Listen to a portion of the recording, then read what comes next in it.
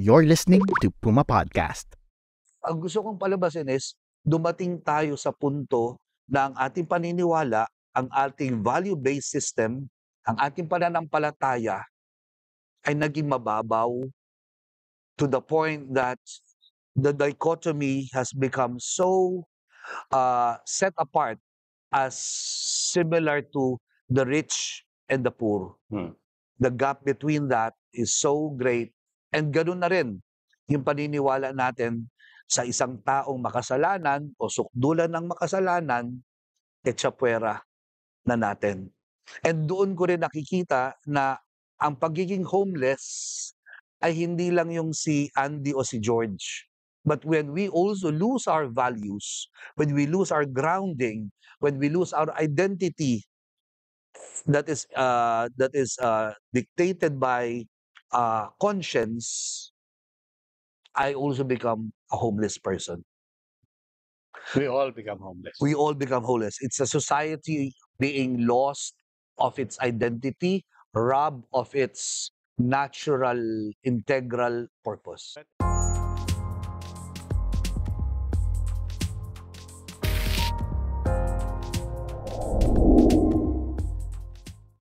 Welcome, Father.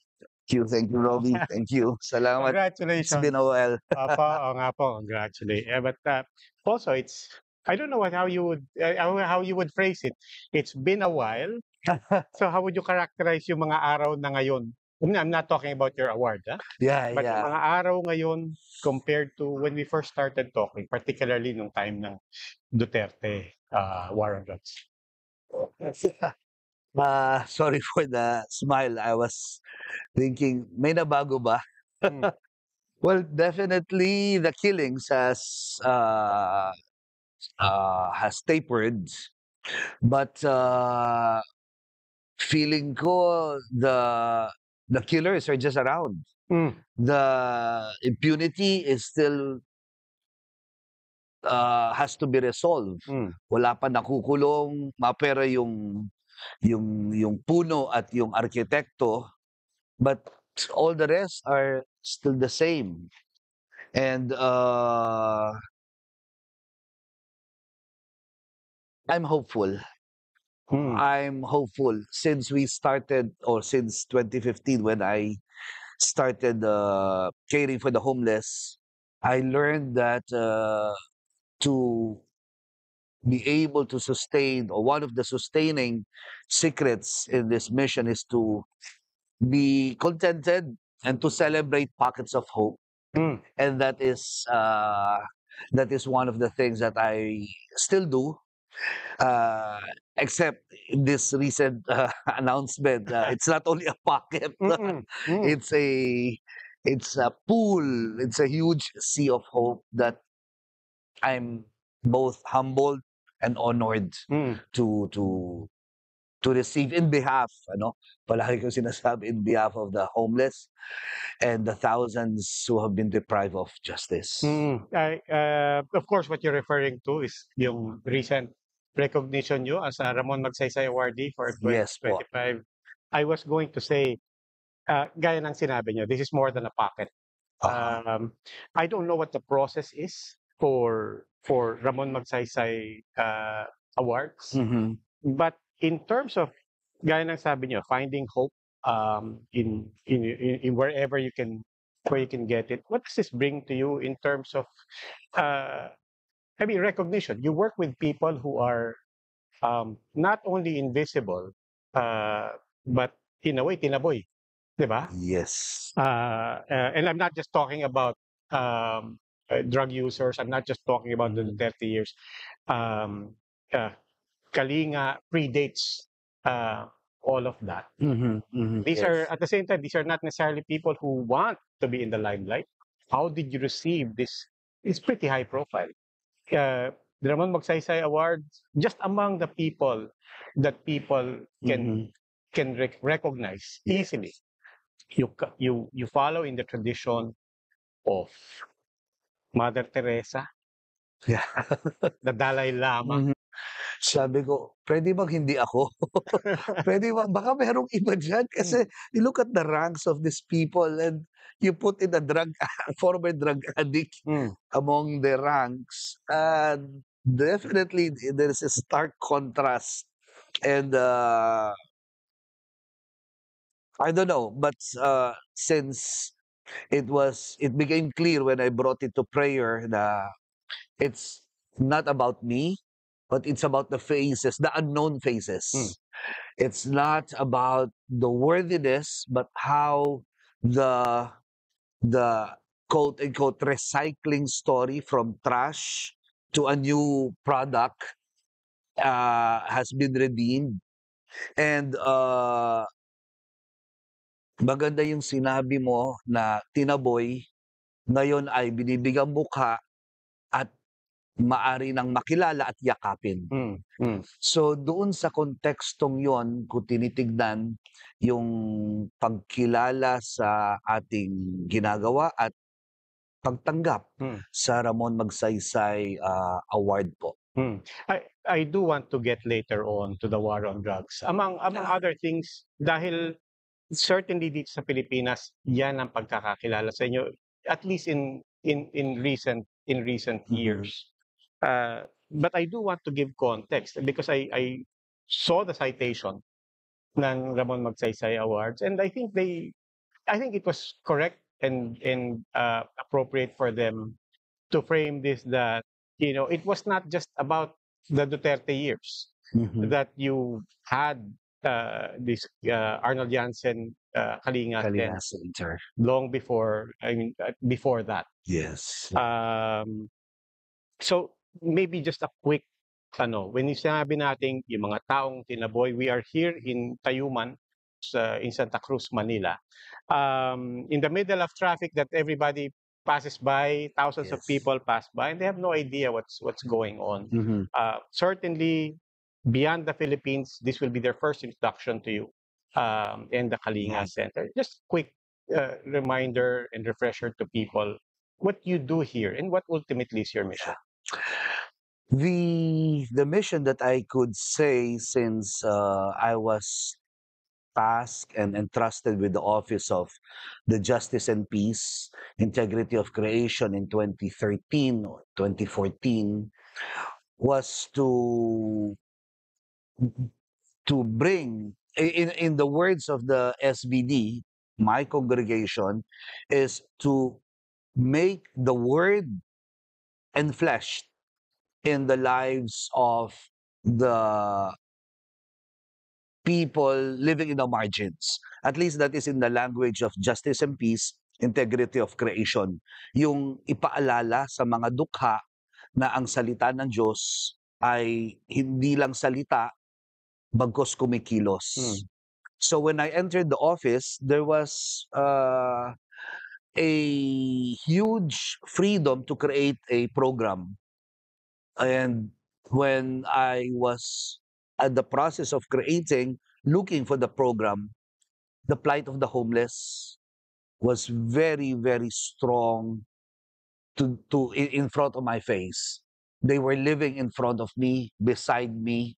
And as we speak right now, there are at least a couple of hundreds lining up, wanting to receive that very basic care that we, even myself, sometimes or a lot of times take for granted. So we created a program that would provide dignified care, systematic and holistic care as well. And by that, yung salitang kalinga nabuo. Take us through the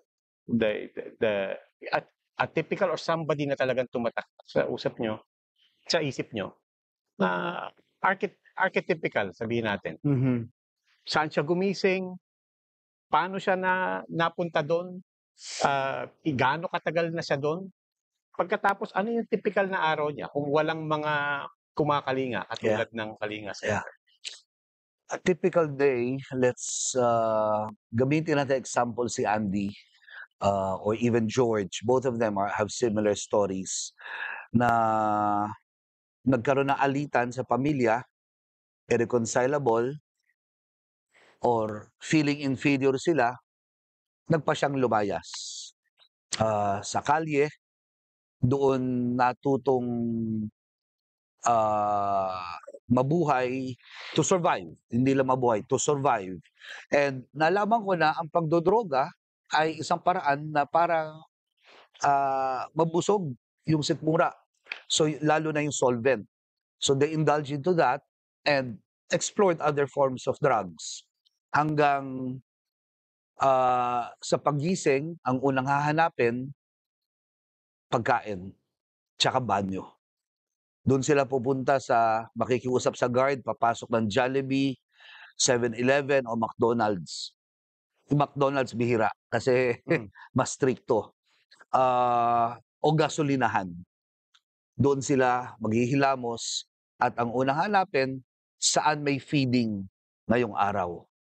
For people in Metro Manila, they already know where to go as early as the morning. Moving forward to that, pwesto na sila kung saan makakadiskarte.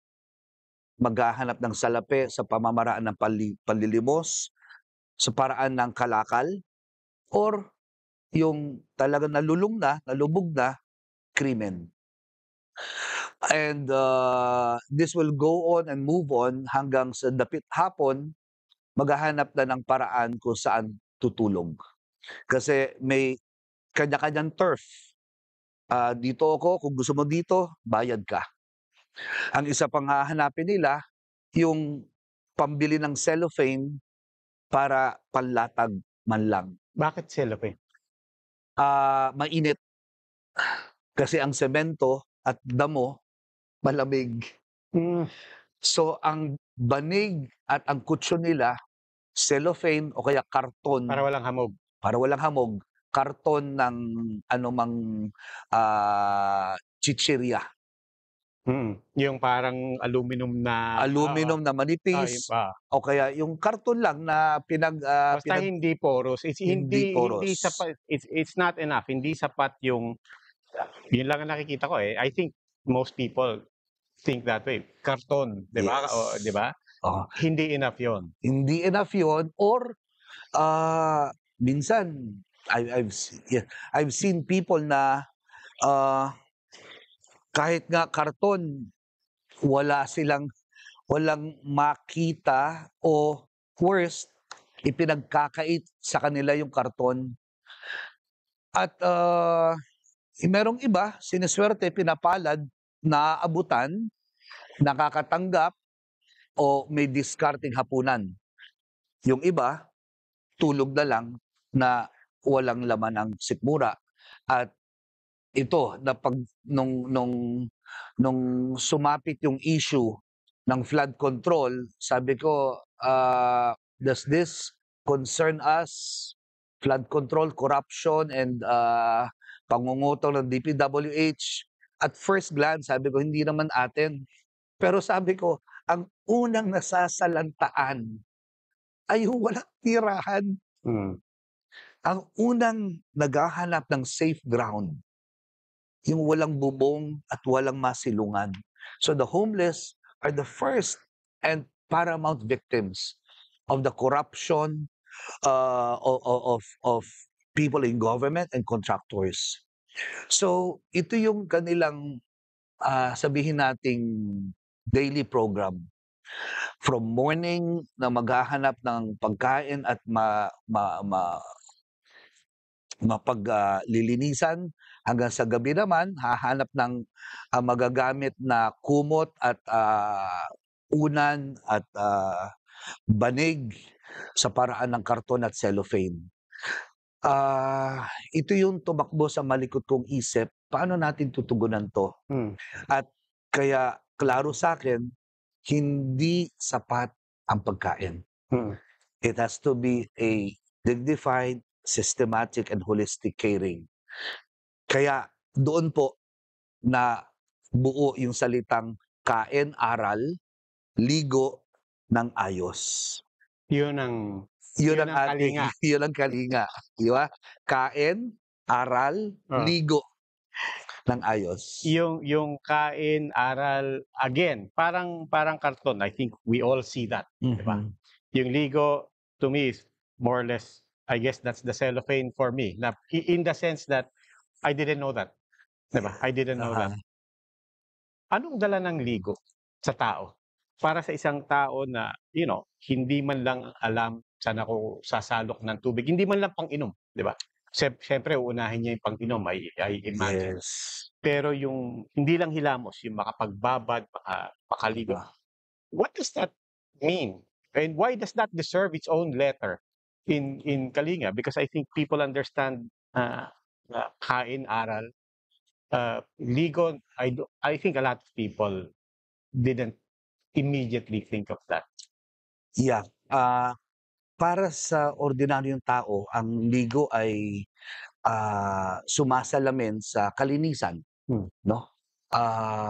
Ito ay nangangahulugan na kapag ako'y malinis, mabango, walang amoy, hindi ako lalayuan ng tao. And you put that to the opposite,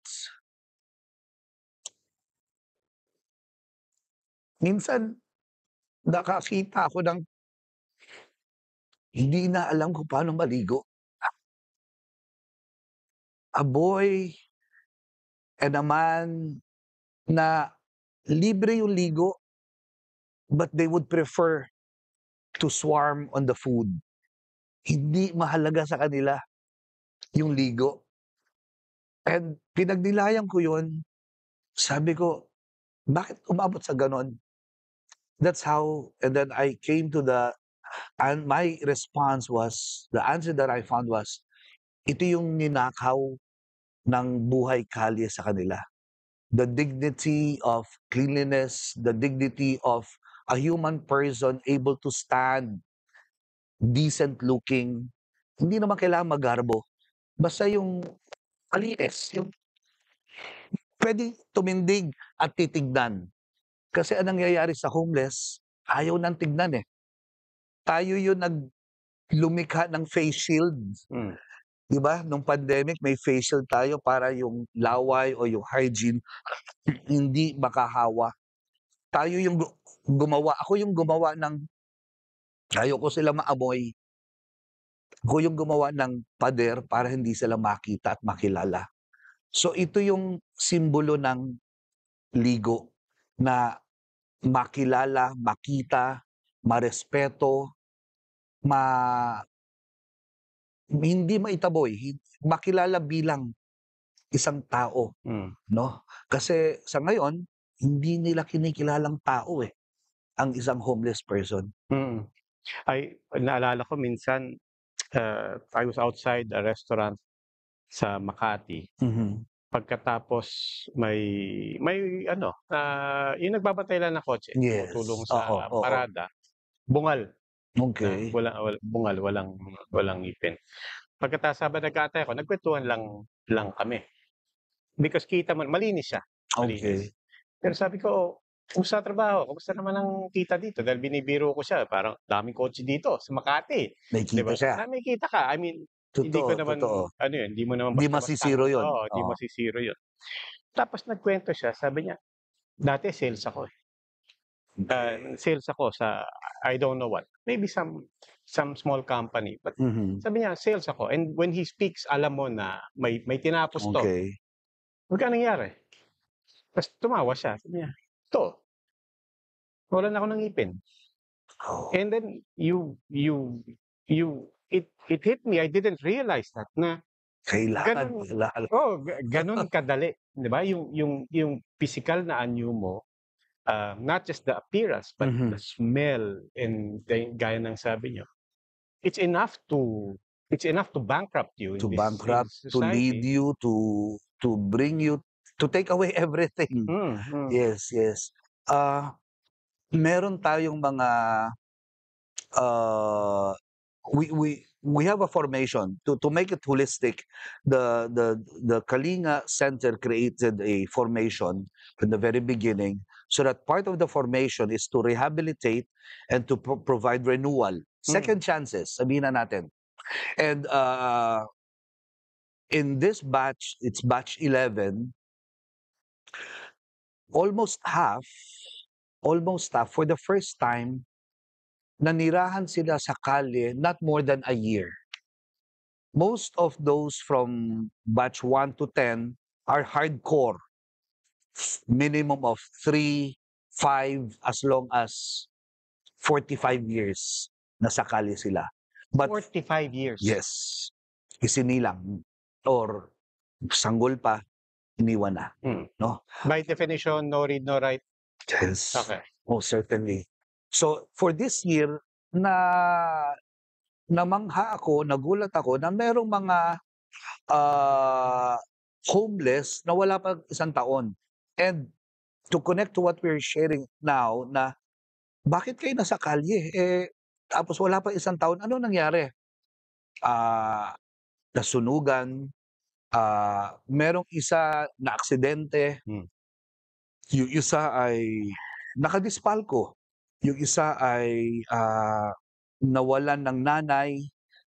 Ibig sabihin, yung pagkawala ng mga simpleng bagay that's so ordinary for us, for them, tantamount kalye. Tantamount kalye. You know, Father, I was speaking with Apa Ongpin, former media rin yan, that is now si executive director of Makati Business Club. Oh, And okay. I think it's safe to share this. He was, sabi niya, nag-commission sila ng study Okay.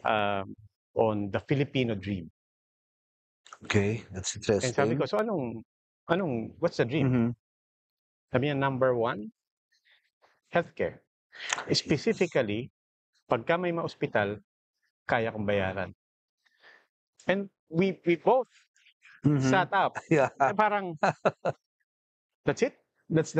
Sabi niya, you wouldn't call it mababaw, di ba? Kasi mahalaga yun. Pero sabi niya, ganun ka, that's how fragile life is here in the Philippines, because even if may trabaho ka na, even if you make it, di ba? Parang nakapagtapos ka, people don't realize that it takes one accident. Yes. And then you're back to zero. Yes. You're back to, and gaya nga po ng sabi niyo, we realize that these things that we take for granted, safety net, even as simple as having a mother or a relative or for a lot of people, mawala yung isang bagay na yon, you're out in the streets. So I wanted to ask you, when we say mga homeless, and when we say tinaboy, how do people end up there? I mean, generically, di ba? Whether it was drugs, na orphan, pinanganak ka doon. Generically, what's the common thing that leads people to a life of an indeterminate time in the streets? Well, we did our own basic research. What triggered them? Family was number 1. Irreconcilable differences. 2 was employment. Not enough skills, or the company just cutting on their losses. 3rd would be bad choices. Yung addiction, ano na to this is just an effect, no? But addiction always is an effect of triggers lang ang addiction. That's not the bottom of the spiral. Yes. So it's not as if drug use immediately sent you there. You could be using. Yes. And then yun yung tipping point pagka na itinaboy ka na, tinakwil ka na. So it goes back to the family, no? But if there's one word that would describe, even in the context of family, ito yung pag sumapit na yung apathy. Yung I don't want anything to do with you. I draw the line between you're there, I'm here, I'm cutting my ties with you. May napuno. May napuno, wala na akong pakialam. Yun. The apathy comes from without, it comes from the people around him or her, or the Yes. apathy starts, it also includes you? It includes, it works both ways, but mostly itong biktima ng pagiging homeless, ito na yung may sugat eh. Ito na yung problemado. Hindi na, we're the last thing that I would want to do is to romanticize their stories. Of course not. Ito na yung problema, ito na yung wounded, and of course may problema din yung kabila, the other party, but ito yung either she feels so inferior, or napuno lang ito, lumayas ka. Is apathy the same as giving up? I don't want to say. There's a thin line, I believe. Giving up means I've done everything that I could and keeping point. Apathy could be just, I do not care, even if I have the capacity to care. I could be loving to my family or to others, but I have my own bias when it comes to these people or this person. Did you get to that point? The Ramon Magsaysay Award, and even in media, and we've done stories with you, and you've been open about this. Gaya nga lang sabi nyo, you talk about second chances that the Kalinga Center offers. You have program Paghilom specifically for EJK victims and the orphans and the families of Yes. EJK victims. But you talk about second chances. You also talk about the fact that we not only have to fight the rejection, diba? We not only have to fight their condition, we also have to fight the realities that led people to reject them, whether it's families or government, or let's face it, every sector of society. Yes. Let's bring it back to the level of the family. You said that in a way, you have a wonderful term for it, but you said that in a way, you find yourself in this calling because you can relate to this, diba? You were a drug user. You were a drug addict. Sabi niyo pa nga hardcore. You've said Hindi naman. Hindi, sinabi niyo pa nga, no, I think you said the full full stretch, the full the full stretch 9 of yards. the whole 9 yards, diba? Were you there? Were you at that point?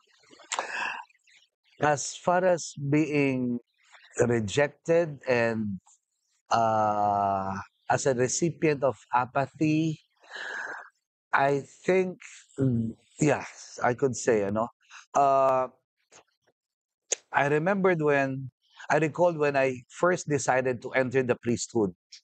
And my term was even the word that I was throwing to people was, I do not want to be a priest. I'm not deciding to be a priest. I am just simply trying the seminary. If it's for me, am I fitted for it? And of course, am I worthy? And even on that note, people were already telling, papuputol ko daliri ko kapag nakaparian.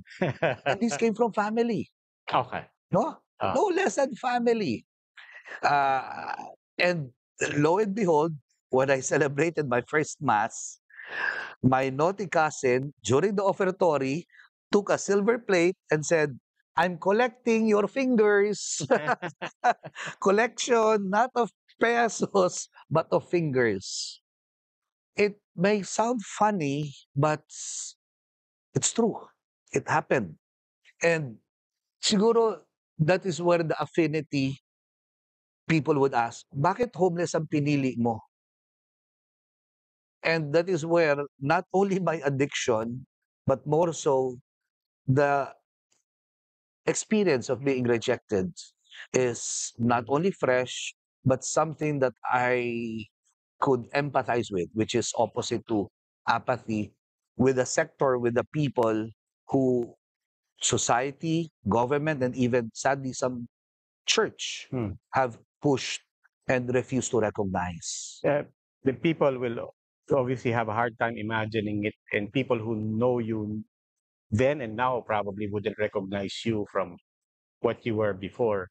I ask only try to further give context to your journey. How unrecognizable were you? Well, una, kalbo ko noon. No, sorry. But I don't think I don't know if there would be a spark,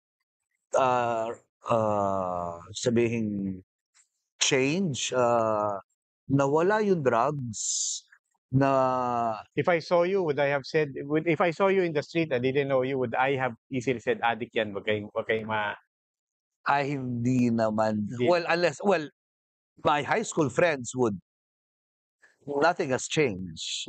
Well, yung mga sabihin nating marunong gumalang sa pare, sorry sa mga barkada, nangangano po, ano?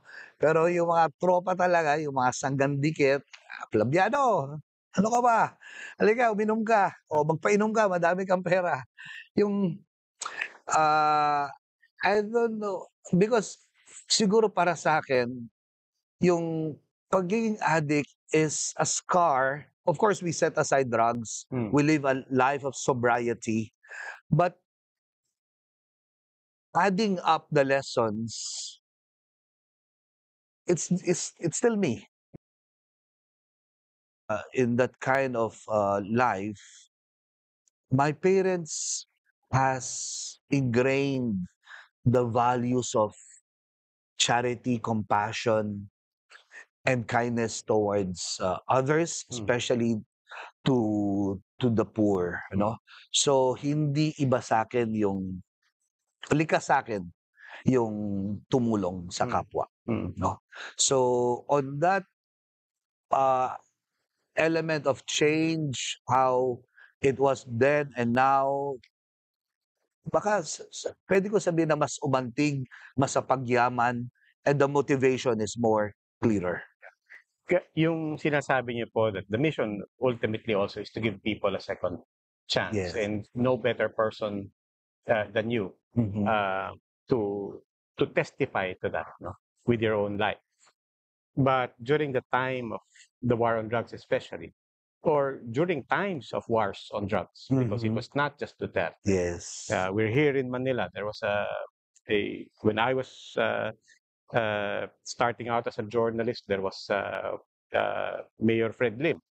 Yes.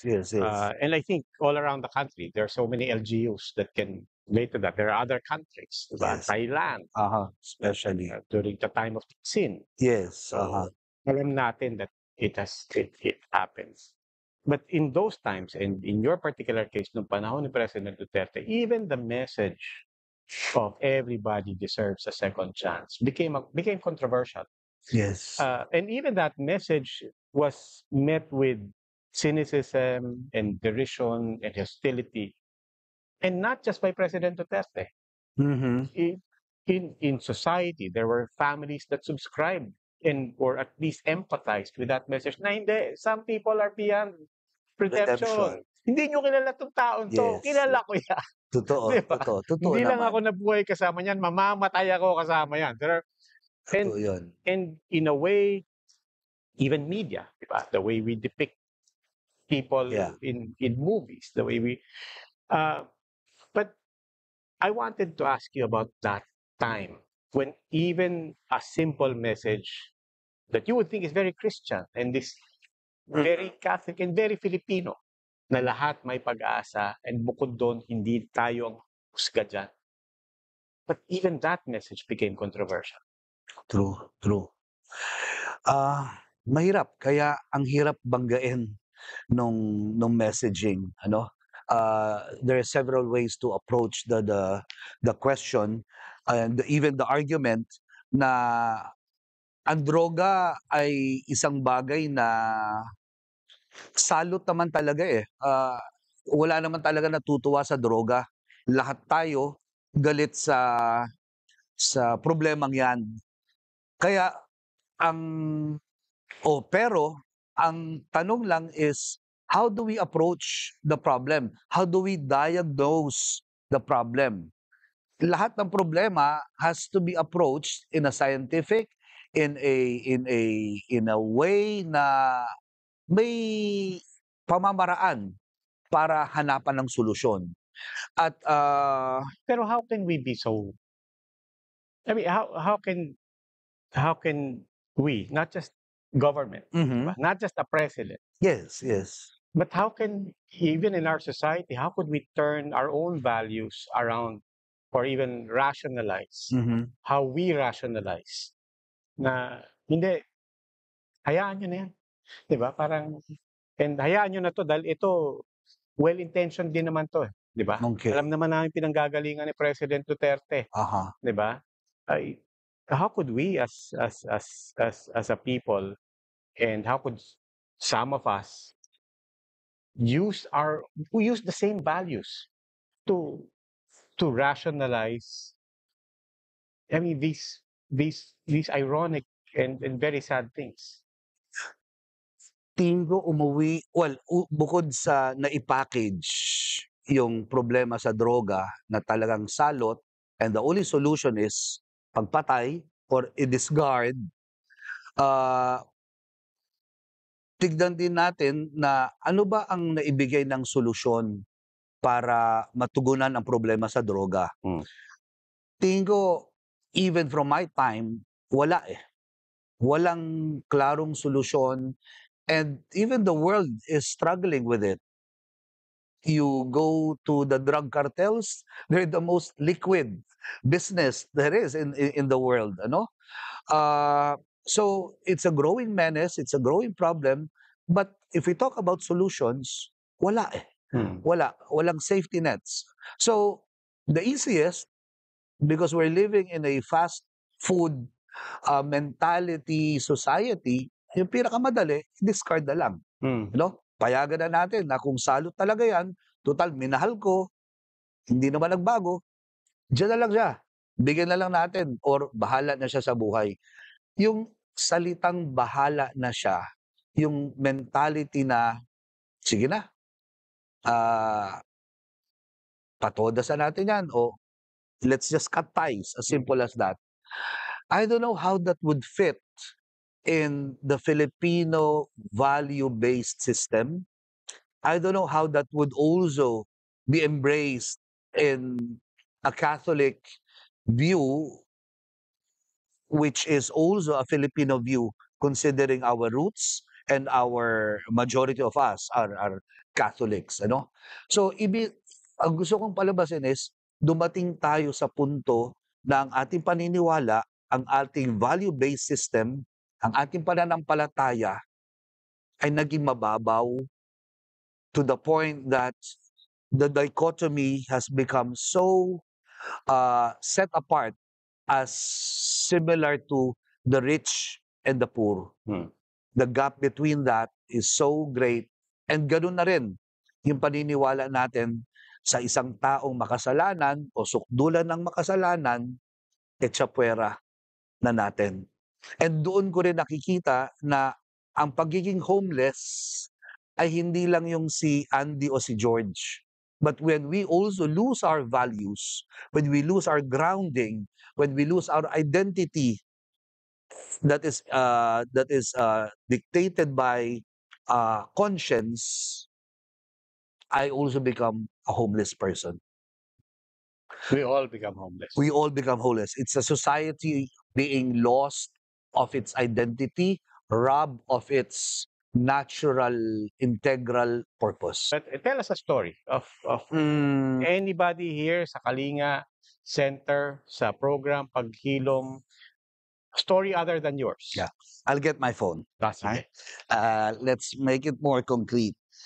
This is something I just bumped into, apart from the many stories. I want to show you, and if you were here earlier, you would see George. Na lalaki, artistahin, ano? You would see him every morning in front of the school, Espiritu Santo Parochial School. The first time I saw him there, he was working as a traffic aide. Na-promote as a janitor. Na-promote as sa school. As an office staff. Ngayon, I think he's working, he has a special task now in the office. That's him now, but this was him before, when he first and was lining up at Kalinga Center. Sabi ko, tingnan nyo yung pinagkaiba. When people ask me, ano na itutulong ng Kalinga? Direct help or change. Paano umaayos? I show them this photo. Ito yung before, ito yung ngayon. Ano tong konteksto? Ba't siya nagsasalita dyan?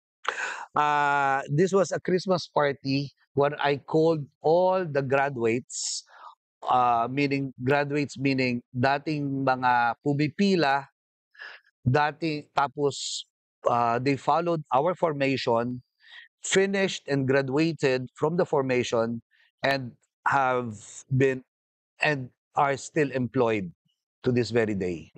So He was homeless also because, I mean, he had hit rock bottom also. Yes. He was a drug user. drug user, rock bottom, petty crime. I don't know about petty crime though, but at least for six years, if I'm not mistaken, and then queued up.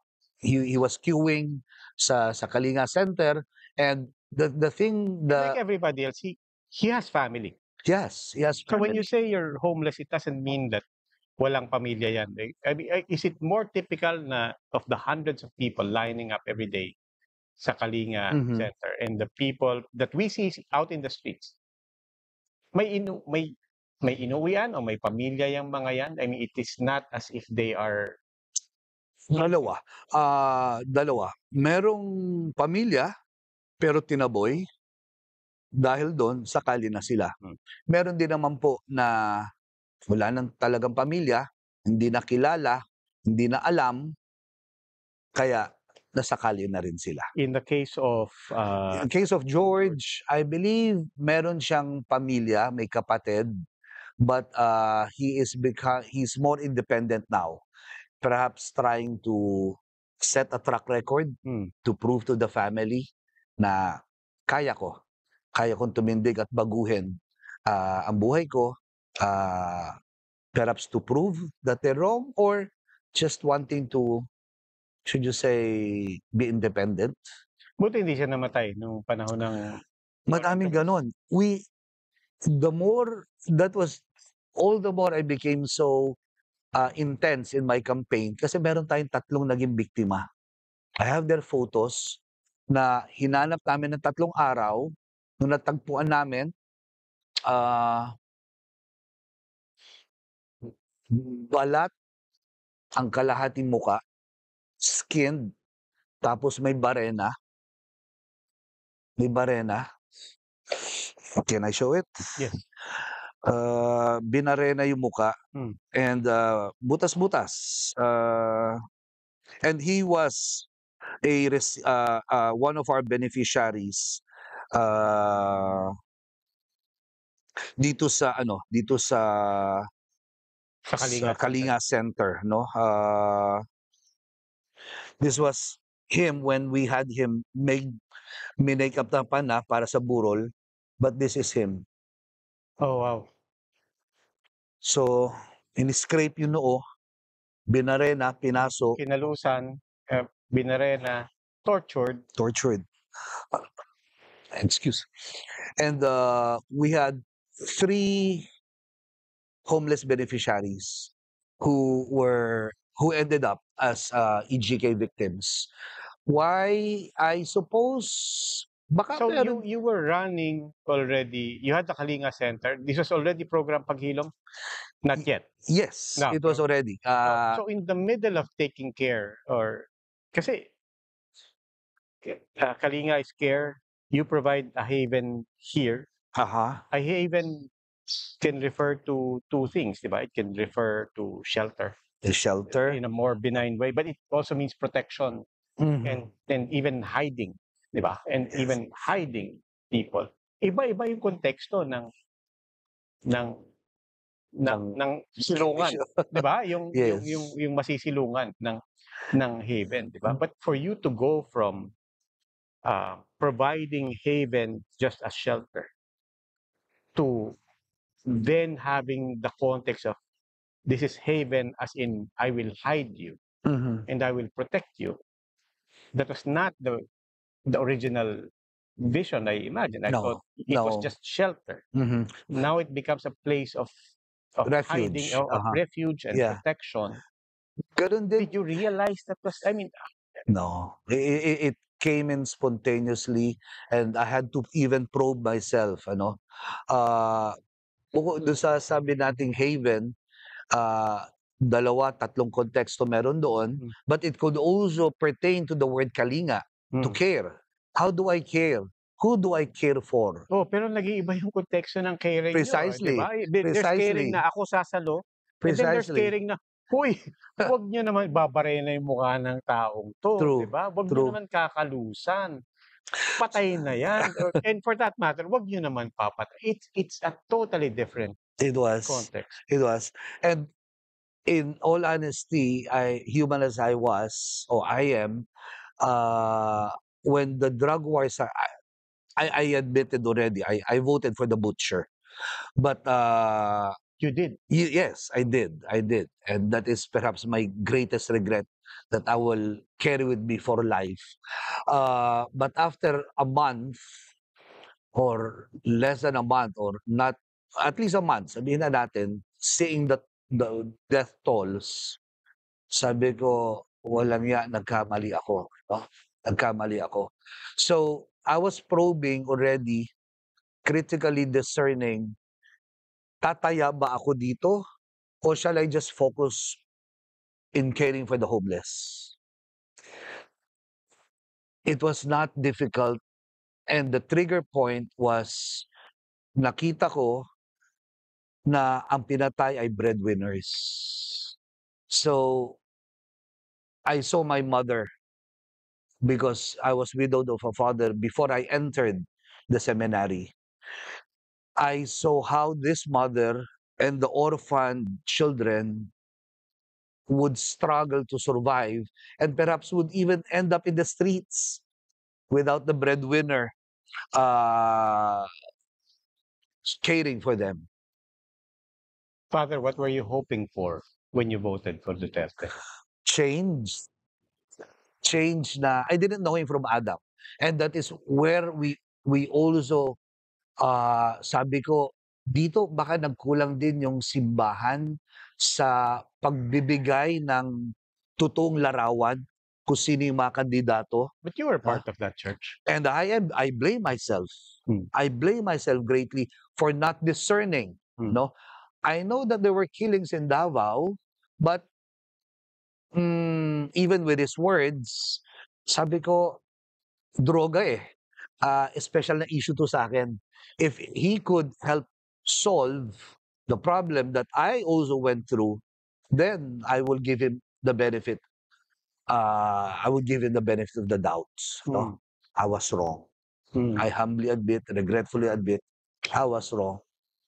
Na ang dami na wala, dami na baboy, hindi lang nawala ng ama, pero ang daming winasak ni Duterte. But there was a part of you that must have been in denial. Yes. Because you acknowledged the killings in Davao. There must have been a denial there, Yeah. some blinders there, because everybody else, or most everybody else, assumed that, well, we know who's doing the killing. Yeah. Yeah. That is something. The killings in Davao did not sink to me that much. Siguro yung mas nangibabaw sa akin, how do we solve this problem? Finally, because yes, there were the drug, the rehabs, which I'm also very much involved. We were already using therapeutic communities. We were moving away from the punitive approach to embracing a therapeutic community. That means embracing it, creating a homey atmosphere. But we were just a few. And this was for the rich. And most of the ones who are denied of help were those in the masses. And wala. Di ko alam na ang tatargetin pala ng damuhong to yung mga nasa laylayan. Just to prove his point na I'm doing something about the drug problem. It was a huge farce, lie, and talagang panggagamit lang. Is confession part of redemption? I mean, I'm asking you not just as a priest, but maybe as as a human being. And I'd like to think that you coming out and just saying it speaks not just of you, but also for a lot of people. I know Mhm. a lot of people who voted for Yes. We both Duterte. do. We both do, di ba? We both I have do. relatives who Mhm. voted for I know people from the religious Yes. who Until voted now. di ba? Who voted Until for now, there Duterte. are apologies. Yes, but there are Utang that's na the my loob. point. There are apologies and there are people who cannot say it out loud. Even Yes. even to a confessor, di ba? Aha. But is that important? Is that important to you, or is it enough for people to acknowledge it quietly to themselves? It is first would be it's not enough that I confess it because confession there are three R's: recognition, revelation, reparation. Hmm. No, how do I repair the damage caused by my fault, Hmm. my wrongdoing, my wrong decision? No, so yan yung So, but the people can have that recognition even before they say it, di ba? yes, that's true. But it has to be followed by reparation. Hmm. Kung walang pagbabago, kung wala akong ambag, then there's nothing, no? In the words of Paring Bert Alejo, yung revelation comes with pangbansang dagok sa dibdib. Because the problem that we have, I believe, is not only a personal, but that person has to move to the and immerse himself, herself into the larger pool of the problem Hmm. and help clean the mud, Yeah. no? At hindi mangyayari 'yon kung walang pag pag pagsasabi sa yung hindi nahihiya, Ah. no? Kasi kapag sobrang hiya ang tao, walang hiya eh. Hmm. No, nagiging walang hiya. Kaya yung post ko ng isang araw, sana ibalik natin yung salitang hiya Hmm. at yung aral na idinudulot niya. So it has to the revelation is one, but a reparation has to be there. Sheila Coronel, in-interview ko rin siya Mhm. we had another podcast with her. Si Paring Bert, kasama niya doon sa Okay. But she said, and it's how she ended her article for PCIJ, and it's Mhm. also how she ended our interview. Sabi niya, after the arrest of Duterte, people are asking what does it take to deliver justice, in this case to particular people. Mhm. But the Yes. real question, sabi niya, is what will it take to redeem an entire society? Yes, I believe so. I agree because the jailing of the butcher is just a fraction. I will not downplay it to a tiny, but I will say that the cohorts are still very much in the game in Philippine society. No, the influence that they have, the power that they have in their hands is still very much at their disposal. So that is still a question that needs continuous answer and action. No, and one action, as I said, would be to go back to our values and to even to our most cherished values. And what is that? Sumisimba ko.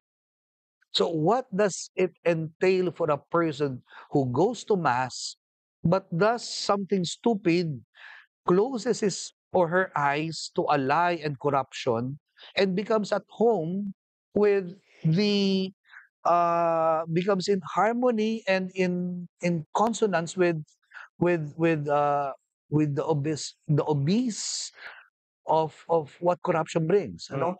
So yung in the words of Pope Paul VI, the loss of consciousness of sin is the greatest tragedy of our time. Mm. And espouse to that, if I may add, the dichotomy between faith and daily living is something that we have to find and repair Mm. for us to find some solutions Mm. in that pond of menace we are at today.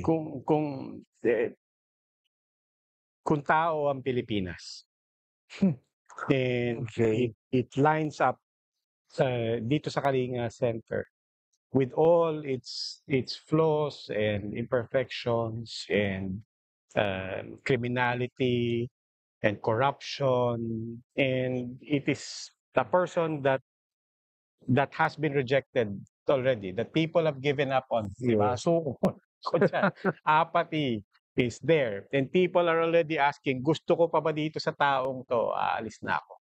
Pupunta siya dito.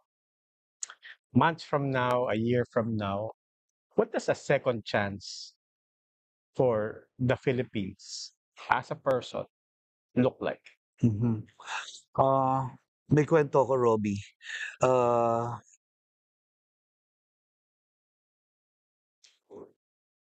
Nagsimula siya as dalawa yung naisip ko eh.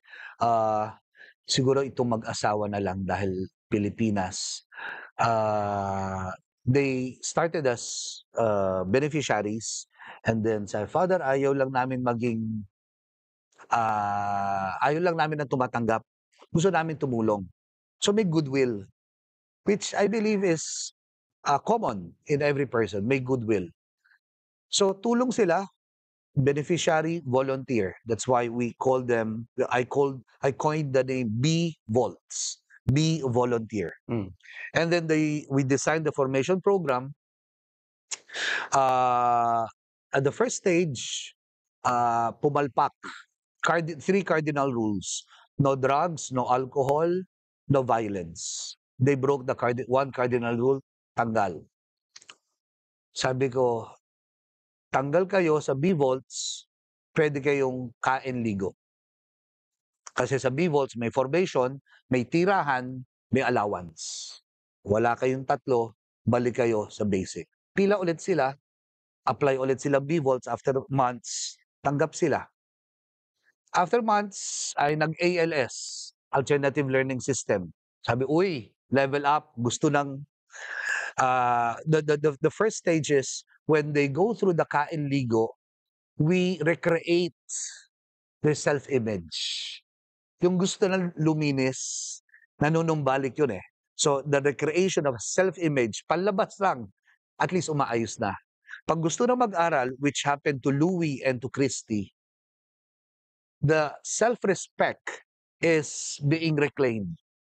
Gusto ko namang ayusin yung panloob ko. So, aral sila. Aral, ALS.